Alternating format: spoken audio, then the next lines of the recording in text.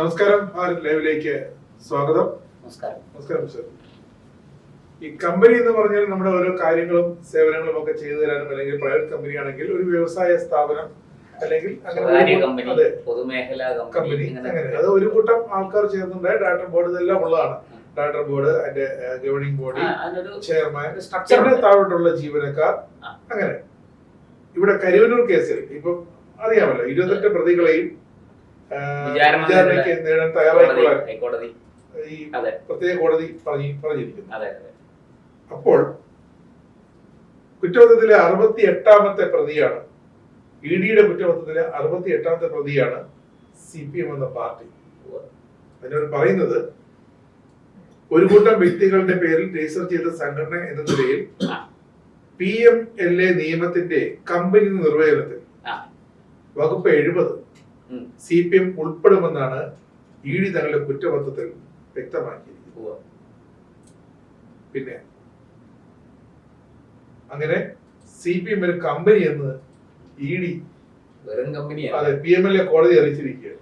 വെറും കമ്പനിയല്ല, 180 കോടിയുടെ കള്ളപ്പണം വെളുപ്പിക്കൽ കേസിലെ 68ാം പ്രതിയാണ്. സഹകരണ രജിസ്ട്രാർ, ശരിയാ, കറക്ക് കമ്പനി എന്ന് പറയുന്നതാണ്. സഹകരണ രജിസ്ട്രാർ അന്ന് 2021 കൊടുത്ത റിപ്പോർട്ടിൽ 300 കോടി രൂപയുടെ വെട്ടിപ്പ് നടന്നു പറയുന്നത്. 2003 ഈ സംഭവം തുടങ്ങുന്നത്. അവിടെ സുരേഷ് എന്നൊരു ജീവനക്കാരൻ അവരുടെ ബാങ്കിന്റെ റെപ്കോ ഏജൻസിയിൽ ഫർണിച്ചർ വിറ്റലെ അഴിമതി ചൂണ്ടിക്കാണിക്കുന്നു. പലതവണ പരാതിപ്പെട്ടു. ഈ ജീവനക്കാരനെ എടുത്ത് അങ്ങോട്ടടിച്ചു, ഇങ്ങോട്ടടിച്ചു. ഒടുവിൽ ഇത് നിൽക്കളില്ലാതെ സസ്പെൻഡ് ചെയ്തു. നിൽക്കളില്ലാതെ വന്നപ്പോൾ പാർട്ടി അന്വേഷണ കമ്മീഷൻ വെച്ചു. അപ്പോൾ തന്നെ 2018-ലോ 2019-ലോ ആണ് സസ്പെൻഡ് ചെയ്തത്. വളരെ നീണ്ട പോരാട്ടം. 2 പതിറ്റാണ്ടിലധികം നടന്ന പോരാട്ടത്തിന്റെ ഫലമായിട്ടാണ് കരുവന്നൂർ സഹകരണ തട്ടിപ്പ്, സഹകരണ ബാങ്ക് എന്ന് പറയരുത്. ഇത് ഈ കേസ് പരിഗണിച്ച അവസരത്തിൽ കോടതി ഒരു തവണ പറഞ്ഞു, ഇവരെ ബാങ്ക് എന്ന് പറയരുത്, ഇതൊരു സൊസൈറ്റിയാണ്, സഹകരണ സംഘമാണ്, അല്ലാതെ ഇതിന് ബാങ്കിന്റെ സ്റ്റാറ്റസ് ഇല്ല എന്ന് പറഞ്ഞായിരുന്നു. ഇരിക്കട്ടെ, കരുവന്നൂർ സഹകരണ തട്ടിപ്പ് അത് വലിയ വലിയ ആഴങ്ങളുള്ള, വലിയ ആഴത്തിലുള്ള ഒരു തട്ടിപ്പാണ്. 2009 പാർട്ടി കമ്മീഷനൊക്കെ ഈ പരാതി വെച്ചിട്ട് പാർട്ടി കമ്മീഷനെ കുറിച്ച് അന്വേഷിച്ച് റിപ്പോർട്ട് കൊടുത്തു. അതെങ്ങനെ അനങ്ങും രാജേഷ്? അതായത് ഈ സഹകരണ സംഘത്തിന് ഒരു ഭരണസമിതിയുണ്ട്. ആ ഭരണസമിതിയെ നിയന്ത്രിക്കുന്നത് പാർട്ടി തെരഞ്ഞെടുത്ത് വിട്ടിരിക്കുന്ന ഒരു കമ്മിറ്റിയാണ്.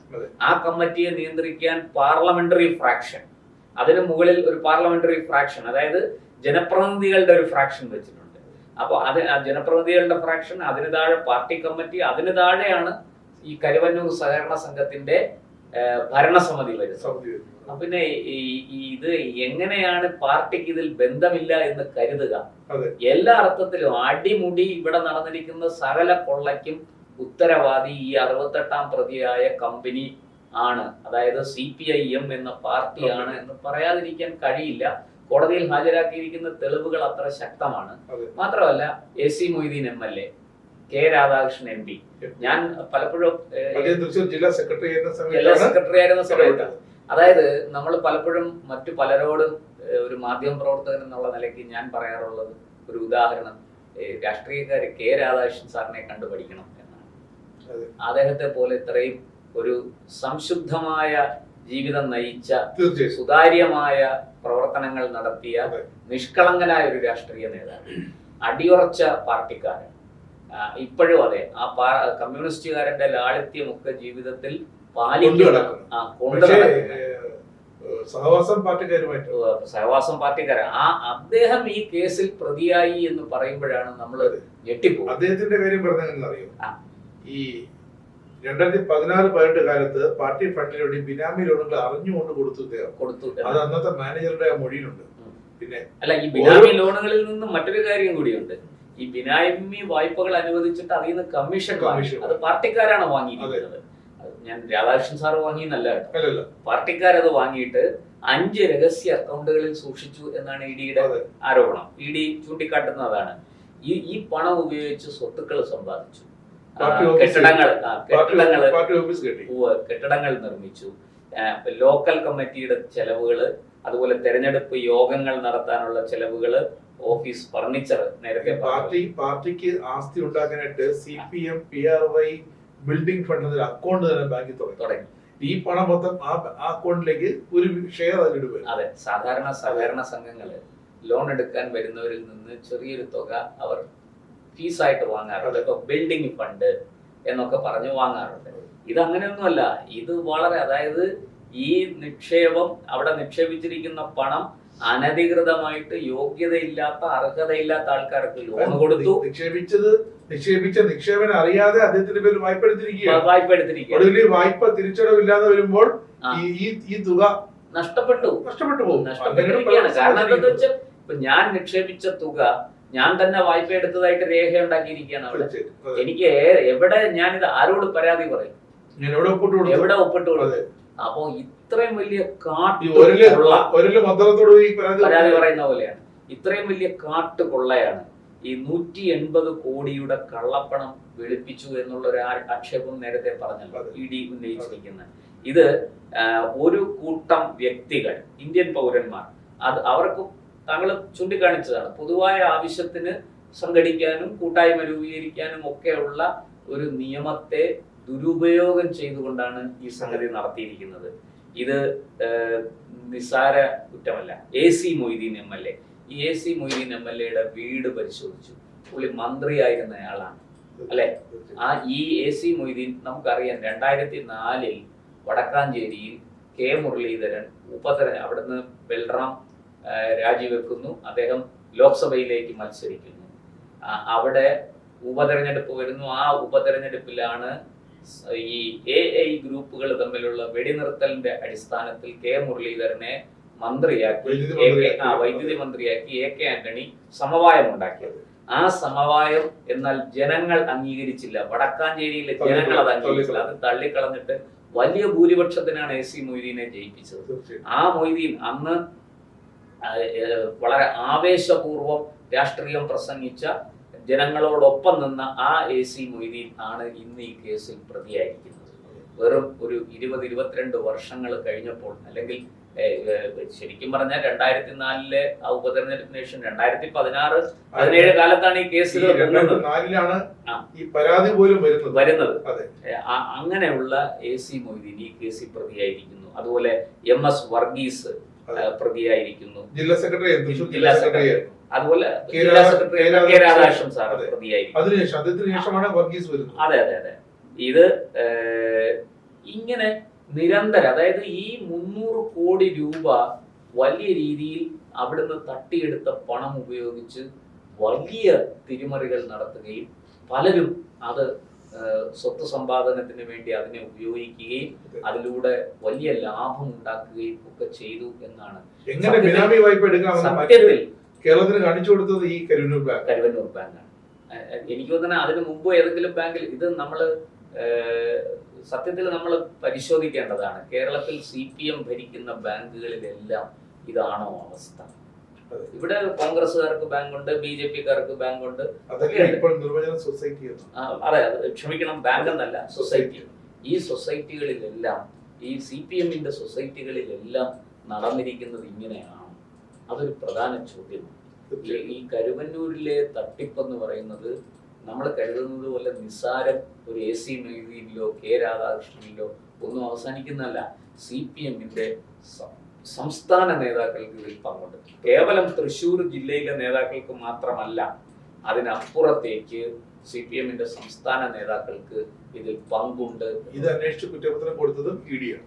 ഇപ്പോൾ പിണറായി വിജയന്റെ മക്കളിലൂടെ പിണറായി വിജയനിലേക്ക് CMR-ലുമുള്ള ഡീൽ അതെന്താണെന്ന് കൃത്യമായിട്ട് മഷി തേച്ച് ഉറപ്പിക്കാനായിട്ട് ഇറങ്ങിയിരിക്കുന്നതും ED തന്നെയാണ്. കഴിഞ്ഞ ദിവസം EDക്ക് ഹൈക്കോടതിയിൽ നിന്നും ഡിവിഷൻ ബെഞ്ചിൽ നിന്ന് ക്ലീൻ ചിറ്റ് കിട്ടിയതോടെ നമ്മുടെ EDയുടെ കേന്ദ്ര മേധാവി തന്നെ വന്ന് യോഗം വിളിച്ചിട്ട് എത്രയും വേഗം അന്വേഷണം പൂർത്തിയാക്കണം. ഗൂഢാലോചനയിൽ പങ്കെടുത്ത നേതാക്കൾ, ED ആക്രമിച്ച കേസിലെ നേതാക്കൾ, അങ്ങനെ എല്ലാവരെയും, പിന്നെ ഈ ഒരു CMR-ലുമായി ബന്ധപ്പെട്ട് ഈ നേരത്തെ പറഞ്ഞല്ലോ 18 കോടി രൂപ 242 അക്കൗണ്ടുകളില് 18.36 കോടി രൂപ ആണ് പിടിച്ചെടുക്കാൻ, അത് ജപ്തി ചെയ്യാനായിട്ട് നീക്കം ആരംഭിച്ചിരിക്കുന്നത്. മിക്കവാറും തിങ്കളാഴ്ചയോടുകൂടി അതിന്റെ നടപടിക്രമങ്ങൾ പൂർത്തിയാക്കും എന്നാണ് ഞാൻ കരുതുന്നത്. വീണ വിജയന്റെ അക്കൗണ്ട് അതിൽ വീണ വിജയന്റെ ഒരു അക്കൗണ്ട് വീണ വിജയന്റെ, അതില് വീണയുടെ അച്ഛൻ പറയുന്നത് അനുസരിച്ചാണെങ്കിൽ എന്തോ 1 ലക്ഷം രൂപ എന്തോ 1.5 ലക്ഷം രൂപ എന്തോ അതിൽ കിടപ്പാണ് ബാക്കിയൊക്കെ അത് മാറ്റി. അപ്പോൾ ഇവര് ഇഡി ഇപ്പോൾ നോക്കുന്നത് ഈ ഒരു വഴിയിൽ കൂടി, അതായത് ഒരു തരത്തിലും വിട്ടുവീഴ്ച വേണ്ട, ഹൈക്കോടതി വ്യക്തമായൊരു പച്ചക്കൊടി കാട്ടിയ സ്ഥിതിക്ക് എത്രയും വേഗം ഈ പ്രതികളെ പിടികൂടാൻ. തീർച്ചയായിട്ടും ഇപ്പൊ ഈ PMLA കോടതി നമുക്കറിയാം, അത് ഈ മണി ലോണ്ടറിംഗ് ആക്ട് ആണ്, അത് കള്ളപ്പണം വെളുപ്പിച്ചു എന്നുള്ളതാണ്. അപ്പൊ ഈ നമ്മൾ വേറൊരു കാര്യം കൂടി പറയണം, ഈ സഹകരണ സംഘങ്ങളിലൊക്കെ നിയമം മാറ്റി റിസർവ് ബാങ്ക് ഇക്കാര്യത്തിൽ അടിയന്തരമായിട്ട് ഇടപെടണം എന്നാണ് എനിക്ക് പറയാനുള്ളത്.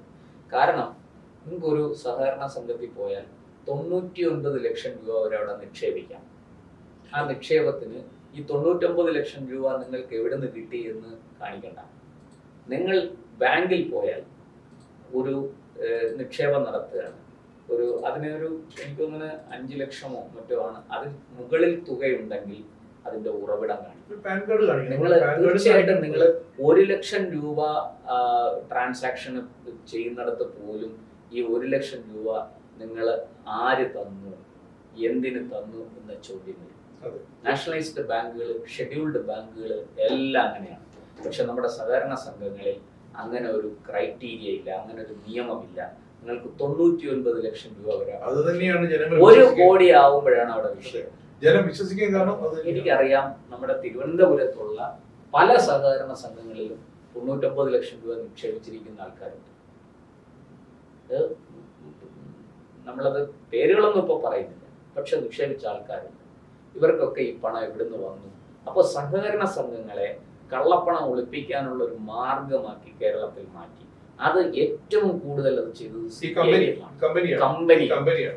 CPIM എന്ന AKG സെന്ററിന്റെ അഡ്രസ്, AKG സെന്റർ പാളയം എന്നുള്ള അഡ്രസ്സിൽ പ്രവർത്തിക്കുന്ന ആ കമ്പനിയാണ് ഈ കേരളത്തിലെ സഹകരണ മേഖലയെ ഇത്രയും വലിയ കള്ളത്തരം പഠിപ്പിച്ചത്. ഇതേ അഡ്രസ്സിലാണ് വീണ വിജയന്റെ എക്സലോജിക് എന്ന കമ്പനി രജിസ്റ്റർ ചെയ്തിരിക്കുന്നത്. എല്ലാം ഇത് സത്യത്തിൽ ഈ സഹകരണ സംഘങ്ങള് എന്റെ അഭിപ്രായത്തിൽ പിന്നെ 1960കൾക്ക് ശേഷമാണല്ലോ സഹകരണ സംഘങ്ങൾ ഇത്രയും വിപുലമായ രീതിയിൽ വരുന്നത്. 80കൾ മുതൽ കേരളത്തിൽ ഈ സഹകരണ സംഘങ്ങൾ തഴച്ചു വളർന്നു. പ്രത്യേകിച്ച് ഗൾഫ് പണം ഇങ്ങോട്ട് വരാൻ തുടങ്ങിയതോടുകൂടി കേരളത്തിൽ വേറൊരു തരത്തിൽ വികസനം ഉണ്ടാവുകയും അത് കേരളത്തിന്റെ എക്കോണമിയെ, കേരളത്തിന്റെ സമ്പദ് വ്യവസ്ഥയെ താങ്ങി നിർത്തുകയും ചെയ്തു. അതിനെ മുതലെടുത്തത് മുഴുവനും സത്യത്തിൽ CPIM ആണ്. ആ CPIM ചെയ്ത പണിയാണ് ഈ പറഞ്ഞതുപോലെ ഈ കരിവന്നൂർ ഉൾപ്പെടെയുള്ള സഹകരണ സംഘങ്ങളെ കള്ളപ്പണം വെളുപ്പിക്കുന്ന ഏർപ്പാടാക്കിയത്. ശരിക്കും നമ്മുടെ ഈ അന്വേഷണം, അതായത് 2019 തന്നെ സഹകരണ രജിസ്ട്രാർ അന്വേഷണം പ്രഖ്യാപിക്കുന്നു, 2020 റിപ്പോർട്ട് എടുക്കുന്നു. മിക്കവാറും എല്ലാ സഹകരണ സംഘങ്ങളിലും സഹകരണ വകുപ്പ് ഉദ്യോഗസ്ഥർ ഓഡിറ്റിൽ നിന്നും ഓഡിറ്റ് പോകുന്നുണ്ട്. എല്ലാ വർഷവും അവർ ഓഡിറ്റ് ചെയ്യുന്നുണ്ട് കൃത്യമായിട്ട്. അവിടെയാണ് ഒരു പാലിൽ വെള്ളം ചേർക്കാൻ പോലും സാധിക്കാത്തൊരവസ്ഥയിലേക്ക് കൃത്യമായ ഓഡിറ്റ് റിപ്പോർട്ടാണ് പോകുന്നത്. അതായത് എനിക്ക് വ്യക്തമായ അനുഭവമുണ്ട്. ഒരു സൊസൈറ്റിയുടെ കീഴിൽ അല്ലെങ്കിൽ ഒരു ബാങ്കിൻ്റെ കീഴിൽ ചിലപ്പോൾ നീതി ലാബ് കാണും, സിവിൽ സപ്ലൈസിൻ്റെ പോലത്തെ നമ്മുടെ കൺസ്യൂമർ മാർക്കറ്റ് കാണും, അങ്ങനെ പല വ്യഞ്ജനങ്ങൾ കൊടുക്കുന്ന മെഡിക്കൽ സ്റ്റോർ കാണും. ഇവിടെ എല്ലാം നീതി മെഡിക്കൽസ്. ഇപ്പോൾ ഇവർ ഓഡിറ്റ് റിപ്പോർട്ട് കണ്ടാൽ നമുക്ക് മനസ്സിലാവും. ഒരു മെഡിക്കൽ സ്റ്റോറിൽ ഒരു മരുന്നിൻ്റെ ഒരു പെട്ടിയിൽ ബോക്സിൽ എത്ര മരുന്നുണ്ട്, അതിലെത്ര ചിലവായി, പിന്നെ വളം എത്ര ചിലവായി, എത്ര വളം കെട്ടിക്കിടക്കുന്നു, എത്ര അരി തന്നെ പച്ചരി, ചാക്കരി, പുഴുക്കലരി, അങ്ങനെ അരി, അങ്ങനെ പല തരം അരികൾ, അത് എത്ര എടുത്തു, എത്ര പോയി, ഇതുവരെ ഇവരുടെ ഓഡിറ്റ് റിപ്പോർട്ടിൽ വളരെ വ്യക്തമാണ്. സമഗ്രമായ ഓഡിറ്റ് റിപ്പോർട്ടാണ് ഇവർ കൊടുക്കുന്നത്. അല്ല, ഇനി എന്ത് ഓഡിറ്റ് നടത്തിയാലും ഞാനൊരു കാര്യം പറയാം. അതാണ് പറഞ്ഞത്, ഈ സഹകരണ സംഘത്തിൻ്റെ ഭരണസമിതി, ആ ഭരണസമിതിക്ക് മേളിൽ ഒരു പാർട്ടി കമ്മിറ്റി, ആ കമ്മിറ്റിക്ക് മുകളിൽ ഒരു പാർലമെൻ്ററി ഫ്രാക്ഷൻ, ഇങ്ങനെയാണ്. അപ്പോൾ അവർക്ക് കള്ളക്കണക്കുണ്ടാക്കാനും അത് മറ്റുള്ളവരെ ബോധ്യപ്പെടുത്താനും ഒക്കെ വളരെ എളുപ്പമാണ്. കള്ളക്കണക്ക് മാത്രമല്ല, ഒരു പ്രത്യേക ബോഡിയാണ് ഇവർ അന്വേഷിക്കുന്നത്. അതായത് അവിടെ ആ ഓഫീസ്, ആ സൊസൈറ്റിയുമായിട്ട് അല്ലെങ്കിൽ ആ സംഘവുമായിട്ട് ഒരു ബന്ധവുമില്ലാത്ത ഓഡിറ്റ് ഉദ്യോഗസ്ഥരാണ്. പക്ഷേ ഈ കണക്കുകളൊക്കെ പോകുന്നത് കൃത്യമായിട്ട്, ഈ കണക്കുകൾ പോയി ചെല്ലുമ്പോൾ അതിനെ തിരിച്ച് റിപ്ലൈ രജിസ്ട്രാർ ഓഫീസിൽ ചോദിക്കുമ്പോൾ ഇവർ കൃത്യമായിട്ട് മറുപടി കൊടുക്കാതിരിക്കുക അല്ലെങ്കിൽ ചെയ്യുന്നത് ഈ CPM അവിടുത്തെ താൽക്കാലിക ജീവനക്കാർ കാണും, ഇടതിൻ്റെ ഡിവൈഎഫ്ഐക്കാർ CPMക്കാർ ഇവരെ കൊണ്ട് ഈ ഉദ്യോഗസ്ഥർക്കെതിരെ വിജിലൻസ് കേസ് കൊടുപ്പിക്കും. ബാങ്കിനെതിരെ സംഘത്തിനെതിരെ പ്രവർത്തിച്ചു എന്ന് പറഞ്ഞിട്ട് അങ്ങനെ എത്രയോ ഒരു ലളിതമായ ചോദ്യം. ഈ കേസിൽ ശിക്ഷിക്കപ്പെട്ടു പ്രതികൾ, CPM ശിക്ഷിക്കപ്പെടും. അതെ, അങ്ങനെയെങ്കിൽ CPM നിരോധിക്കുമോ? നിരോധിക്കേണ്ടി വരും. മണി ലോണ്ടറിംഗ് ആക്ട് പ്രകാരം മണി ലോണ്ടറിംഗ് ആക്ട് പ്രകാരം പാർട്ടി കുറ്റം ചെയ്തിരിക്കുകയാണ് അല്ലേ? പാർട്ടിക്ക് വേണ്ടി ആര് ജയിലിൽ പോകും? അതാണ് ഇപ്പോഴത്തെ പാർട്ടി സെക്രട്ടറി പോകേണ്ടി വരും. അതിലേക്കാണ് ഈ കാര്യങ്ങൾ പോകുന്ന അവിടേക്കാണ്. പാർട്ടി സെക്രട്ടറി, ജില്ലാ സെക്രട്ടറി, ഏരിയ സെക്രട്ടറി, ഇങ്ങനെ സെക്രട്ടറിമാർ ഒന്നിനു പുറകെ ഒന്നായിട്ട് കമ്പിയഴി എണ്ണുന്ന. എന്നാലും 28 പേരും പാർട്ടി നേതാക്കളാണ്. ഇപ്പോൾ കോടതി വിചാരണ നേരിട്ടിരിക്കണം എന്ന് കുറ്റപത്രം ഇവര് പിന്നെ ഉയർന്ന കോടതികളിലേക്ക് അപ്പീൽ പോകും. അത് തീർച്ചയാണ്. കേസ് എവിടെ എത്തുമെന്ന് നമുക്കിപ്പോൾ പറയാൻ പറ്റില്ല. പക്ഷേ ഒരു കാര്യം സത്യമാണ്, ഇത് ഈ പാർട്ടിയുടെ ഏറ്റവും വലിയ ജീർണത വെളിവാക്കുന്ന ഒന്നാണ് ഈ കരുവന്നൂർ സഹകരണ സംഘം തട്ടിപ്പ്. എന്തായാലും ഒരു കാര്യം നമുക്ക് പറയാതിരിക്കാൻ കഴിയില്ല, ഈ പാർട്ടി 68ാം പ്രതിയായിട്ട് ഇങ്ങനൊരു കേസിൽ, അതും കള്ളപ്പണം വെളുപ്പിച്ചു എന്നുള്ളൊരു കേസിൽ രംഗത്ത് വരുമ്പോൾ നോക്കൂ, പണ്ട് BJP ഇലക്ട്രൽ ബോണ്ട് കൊണ്ടുവന്നു.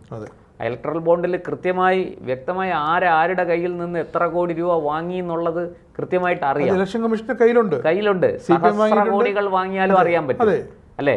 അതിനെ ഏറ്റവും കൂടുതൽ എതിർത്തത് ആരാ? കോൺഗ്രസിനേക്കാൾ കൂടുതൽ എതിർത്തത് CPIM ആണ്. കാരണം CPIMന് അങ്ങനെ പണം കണക്കിൽപ്പെടുത്തി വാങ്ങാൻ അവർ താല്പര്യപ്പെടുന്നില്ല. അവർക്ക് കള്ളപ്പണം വേണം. എന്തിനാണ്? നേതാക്കൾക്ക് അതുകൊണ്ട് കളിക്കാനാണ്. അതായത് CPM എന്ന് പറയുന്ന പാർട്ടിക്ക് വരുന്ന പണം നേതാക്കളാണ് എടുത്ത് മറിക്കുന്നത്. ഇതല്ലേ ഇതിൽ നിന്ന് മനസ്സിലാകുന്നത്? തീർച്ചയായിട്ടും. സത്യത്തിൽ ഈ പാർട്ടിയെ മുന്നിൽ നിർത്തി കുറേ നേതാക്കൾ, ഇല്ലെങ്കിൽ പിന്നെ നിക്ഷേപത്തുക വ്യാജ വായ്പ കൊടുത്തതായിട്ട് രേഖയുണ്ടാക്കി ആ പണം വാങ്ങിയെടുത്ത് അതിൻ്റെ കമ്മീഷൻ കൊടുത്ത് ഒക്കെ ഈ തട്ടിപ്പ് നടത്തേണ്ട കാര്യം. അതുകൊണ്ടാണ് EDയുടെ കേസിൽ രാജ്യത്ത് ആദ്യമായിട്ട് ഒരു പാർട്ടിയെ തന്നെ പാർട്ടി പ്രതിയാക്കുന്നത്. ED ആദ്യമായിട്ട് അതിനുള്ള പണിഷ്മെന്റ് ആണോ ഇവിടെ 27ാം തീയതി പ്രതിപക്ഷം അതിന്റെ വീടിന് മുന്നിൽ നൽകിയതെന്ന് കൂടി സംശയമുണ്ട്. അങ്ങനെ പാർട്ടിയെ പ്രതി ചേർത്തതിന്റെ അല്ല, ഇനി അതെന്തൊക്കെ സംഭവിച്ചാലും സത്യം ഒളിച്ചു വെക്കാൻ പറ്റില്ലല്ലോ. നോക്കൂ, പല പാർട്ടികളും അഴിമതി കേസുകളിൽ പെട്ടിട്ടുണ്ട്. കോൺഗ്രസും BJPക്കും ഒക്കെ എതിരെ, CPM ഉൾപ്പെടെ എതിരെ അഴിമതി ആരോപണങ്ങൾ ഉയർന്നിട്ടുണ്ട്. പക്ഷേ ഏതെങ്കിലും ഒരു പാർട്ടി കള്ളപ്പണം വെളുപ്പിക്കാൻ ഇത്തരത്തിൽ പ്രവർത്തിച്ചു എന്നൊരാക്ഷേപം ഉയർന്നതായിട്ട് എൻ്റെ അറിവിലില്ല. ഉണ്ടെങ്കിൽ ആരെങ്കിലും പറഞ്ഞു തന്നാൽ നല്ലതാണ്. എനിക്ക് ആദ്യമായിട്ടാണ് അതും CPIM പോലൊരു പാർട്ടി ഇങ്ങനൊരു ആക്ഷേപം നേരിടുന്നത്. ഇത് നമുക്ക് കേൾക്കുമ്പോൾ തന്നെ മനസ്സിലാവും ഇതിനകത്ത് എന്താണ് സംഭവിച്ചിരിക്കുന്നത്. ഈ ഭരണസമിതി അറിയാതെ ഇതുവല്ല നടക്കുമോ? ഈ ഭരണസമിതിയെ നിയോഗിക്കുന്നത് ആരാ? അത് CPIM അല്ലേ? അവിടുത്തെ ജില്ലാ നേതൃത്വമല്ലേ? അവരുടെ നിയന്ത്രണത്തിലുള്ള ഒരു സഹകരണ സംഘമല്ലേ? അപ്പോൾ കൃത്യമായിട്ടും ജനങ്ങൾക്ക് സമ്പാദ്യശീലം വളർത്താനും അവർക്ക് സഹായത്തിന് വായ്പകൾ എടുക്കാനും ഒക്കെ വേണ്ടി ആവിഷ്കരിച്ച ഒരു പ്രസ്ഥാനത്തെ ഇങ്ങനെ ഒരു വലിയ ആപത്തിലേക്ക്, അല്ലെങ്കിൽ ഇങ്ങനെ ഒരു വലിയ കള്ളത്തരത്തിനും കൊള്ളയ്ക്കും വേണ്ടിയിട്ട് ഉപയോഗിച്ചു എന്നുള്ളതാണ് ഇതിൽ നിന്ന് നമുക്ക് മനസ്സിലാകുന്ന കാര്യം.